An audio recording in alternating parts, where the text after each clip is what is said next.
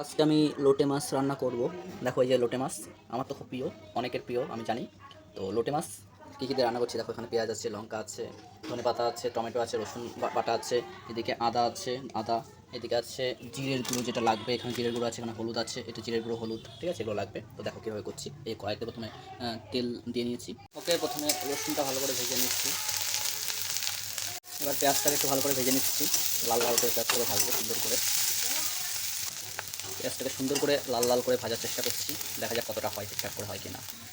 ওকে, মোটামুটি পেঁয়াজ ভাজা হয়ে গেছে। এবার আমি দিয়ে দেবো অতি গুণ সম্পন্ন বেগুন। এই গুণ সম্পন্ন বেগুন আমি দিয়ে দিচ্ছি। এই দেখো আমাদের কাছে বেগুন দিয়ে দিয়েছি।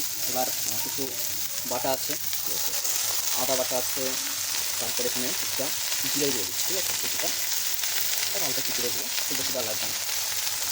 ওকে, এখানে মোটামুটি আদা বাটা, তারপরে জিরের গুঁড়ো, লবণ, হলুদ দিয়ে দিয়েছি।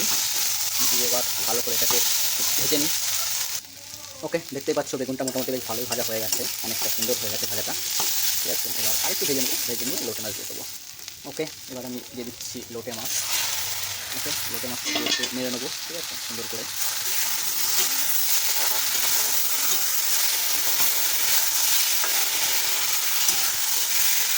হালকা একটু নেড়ে নিয়ে জাস্ট লোটে মাছের গায়ে কাজ করে মশলাগুলো একটু ভালো করে মাখিয়ে নেবো। তারপর যেটা করবো সেটা হলো, তারপরে অল্প আঁচ দিয়ে এটাকে 5 মিনিট ঢাকা দিয়ে রেখে দেবো। একটা টমেটো অ্যাড করে দিলাম, দেওয়ার পরে 5 মিনিটের জন্য এটাকে পুরো ঢেকে রেখে দেবো, একদম পুরোপুরি 5 মিনিট।